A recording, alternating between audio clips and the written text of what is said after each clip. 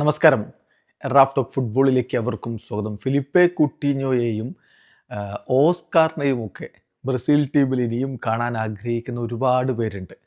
പലപ്പോഴും Brazil team പ്രഖ്യാപിക്കുമ്പോൾ Coutinho എവിടെ, Oscar എവിടെ, ഈവൻ ഡേവിഡ് ലൂയിസ് എവിടെ എന്ന് ചോദിക്കുന്നവരെ നമ്മൾ കാണാറുണ്ട്.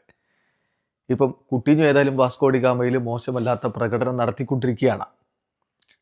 ഇന്നലെ ബ്രസീലിൻ്റെ ഏഷ്യൻ ടൂറിനുള്ള സ്ക്വാഡ് കോച്ച് ആഞ്ചലോട്ടി പ്രഖ്യാപിച്ചിരുന്നല്ലോ. അതിലും കുട്ടീഞ്ഞോ ഒന്നുമില്ല. പക്ഷേ അദ്ദേഹത്തോട് ചോദിച്ചു, കുട്ടീഞ്ഞോയെ ബ്രസീൽ ടീമിലേക്ക് എടുക്കാൻ വല്ല സാധ്യതയുമുണ്ടോ വരുന്ന കോളപ്പുകളിൽ? TNT സ്പോർട്സ് അദ്ദേഹത്തിൻ്റെ വാക്കുകൾ റിപ്പോർട്ട് ചെയ്യുന്നുണ്ട്. അദ്ദേഹത്തിൻ്റെ മറുപടി, ആഞ്ചലോട്ടിയുടെ മറുപടി, എല്ലാ പ്ലേയേഴ്സും, നന്നായിട്ട് കളിക്കുന്ന എല്ലാ പ്ലേയേഴ്സും ഞങ്ങളുടെ റഡാറിലുണ്ട്. എനിക്ക് കുട്ടീഞ്ഞോയെ നന്നായിട്ടറിയാം. അദ്ദേഹം ഇപ്പോൾ നല്ല രൂപത്തിൽ തന്നെയാണ് കാര്യങ്ങൾ ചെയ്തുകൊണ്ടിരിക്കുന്നത്. പക്ഷേ മുന്നേറ്റ നിരയിൽ നല്ല കോമ്പറ്റീഷൻ ഇപ്പോൾ ബ്രസീലിലുണ്ട്.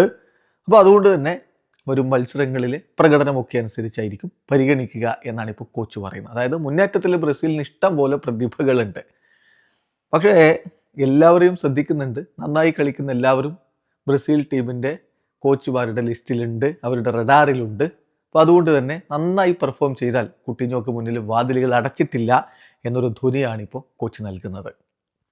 അടുത്ത വേൾഡ് കപ്പിന് ഇനി 8-9 മാസക്കാലം മാത്രമേ ബാക്കിയുള്ളൂ. വേൾഡ് കപ്പിൻ്റെ ബോളൊക്കെ ഇന്നലെ ഒഫീഷ്യലി ഫിഫ പുറത്തു വിടുകയും ചെയ്തു. ഇനിയിപ്പോൾ ഈ ഒക്ടോബറിൽ ഇൻ്റർനാഷണൽ ഫ്രണ്ട്ലി കഴിഞ്ഞാൽ പിന്നെ നവംബറിലെയും മാർച്ചിലെയും ഫ്രണ്ട്ലികൾ മാത്രമാണ് ബാക്കിയുള്ളത്. അപ്പോൾ ആ സമയത്തേക്ക് കുട്ടീഞ്ഞോക്ക് മടങ്ങിയെത്താൻ കഴിയുമോ? അടുത്ത വേൾഡ് കപ്പിൽ കുട്ടീഞ്ഞോ ഉണ്ടാകുമോ? Just wait and see. എന്തായാലും കുട്ടീഞ്ഞോക്ക് മുന്നിൽ വാതിലടച്ചിട്ടില്ല എന്ന് തന്നെ ആഞ്ചലോട്ടി വ്യക്തമാക്കുന്നു. വീഡിയോ അവസാനിക്കുന്ന ഫുട്ബോൾ ലോകത്ത് കൂടുതൽ വിശേഷങ്ങളുമായി റാഫ് ടോക്സ് വീഡിയോ എത്താം.